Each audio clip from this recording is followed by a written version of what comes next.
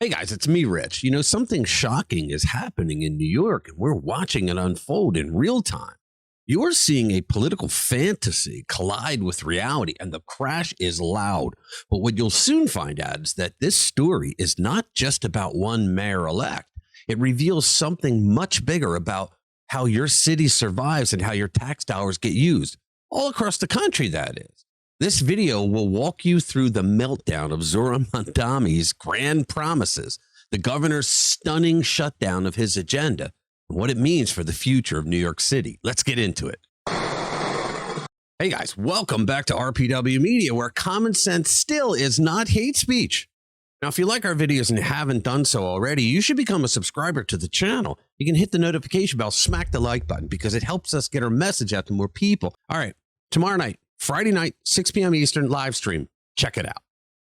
All right, let's get into this absolute circus happening in New York. Anyone paying attention could see the catastrophe coming for Zohran Mamdani. His entire campaign was built on the idea that free everything grows on trees. New York Governor Kathy Hochul, who I don't like, but she took one look at his fantasy wish list and knocked it flat before he even had a chance to find his new office furniture. The man has not even taken the oath yet, and his billion-dollar promises are already falling apart faster than Joe Biden at a press conference. Guys, this is a full-scale collapse that could swallow the entire Democratic Party if they're not careful as hell. Here is what people are seeing now. A mayoral candidate goes around telling voters that they will get free buses, free childcare, free food, and free housing. And then every promise slammed into a wall. And it's a Democrat wall. It is the Democrat governor stepping forward and say, hey, Mamdani, you socialist, there ain't no free ride here. Everything you want depends on taxing the rich. They already pay enough. I guess she really does understand that the rich pay their fair share when it counts, right? And here, Hochul delivered the kill shot. Give this a watch. So, yes, I mean, there are people who think we should be taxing the rich. I mean, we can have that debate, but I don't take that personally. That's your right to say that. But thank you for listening to me as I talked about what we can do together. And that's the kind of leader I've been, to bring people together, get to common ground, find solutions, right, and to govern. And I'll continue doing that with the next mayor as well.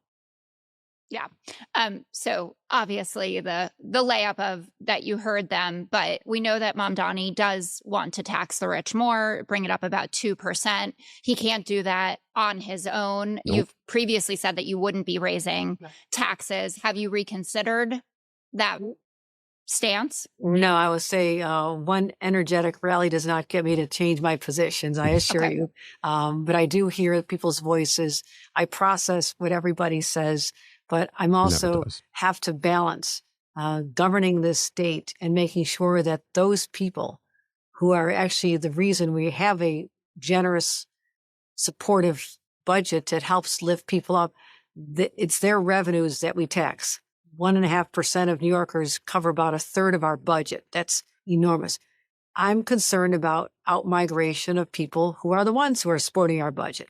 I cannot make up for that with middle-class tax increases. I cannot do that to the middle class and the struggling New Yorkers. So this is the balance. I mean, this is my position. Guys, there it is. End of the dream. End of the fantasy as we know it.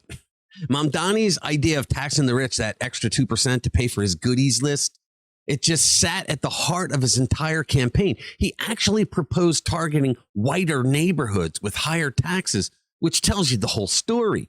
It's not leadership. It looks like revenge wrapped in a bigoted language of progress. Every part of his agenda depended on raising taxes on New York's wealthiest residents.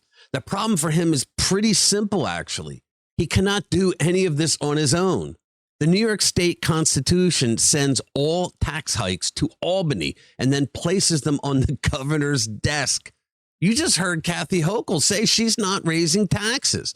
Now, he never brought that up during the campaign. Of course, he avoided it. He spent the whole time telling voters that everything would come at no cost at all. Then the campaign ended and the reality showed up when Governor Hochul spoke into the microphone that you just heard. This is the political version of a seventh grader promising free pizza, longer recess, and new lockers, only to have the principal step in and remind everyone that the school budget still exists. Here is the ultimate reality that he kept from the socialist voters. Are you ready? The mayor of New York cannot raise income taxes. It is that straightforward. He didn't tell anyone because no one would have voted for him. They would have known he was full of crap.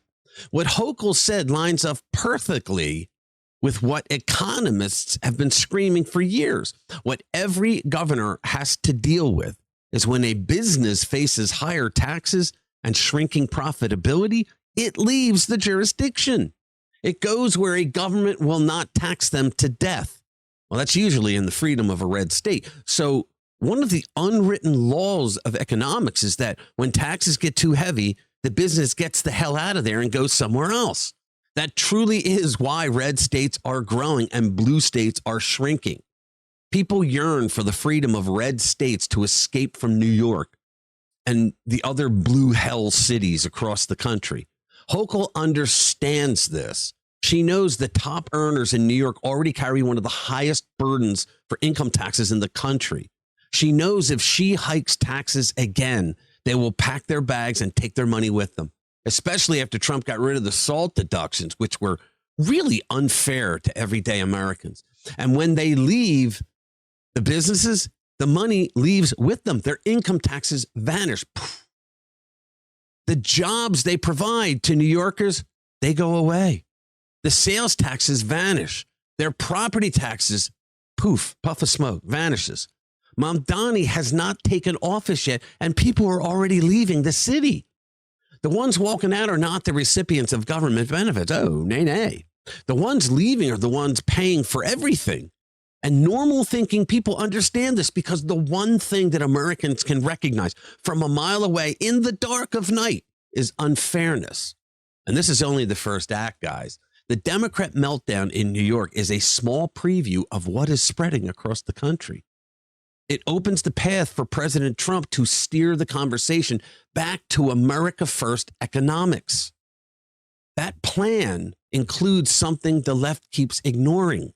That's reality. Trump understands how money works. He understands that people need jobs, not commie fairy tales. Blue states are crashing into that reality as jobs disappear, investments shrink, and voters finally notice the cost of the progressive fantasies. Mamdani and Hochul will keep arguing. Regular New Yorkers will get caught up in the middle of it. Business owners, they pause hiring. Landlords panic. The tax base shrinks even more. It's a vicious cycle. Right now, the top 1% of New York City taxpayers cover about 40% of the city's income tax. Now, that 2% increase, yeah, Mamdani wanted to change that to 60% of the entire city income tax burden. It's crazy. Economists talk about this. When your entire city depends on a very small group of wealthy residents who can leave at any time, come on.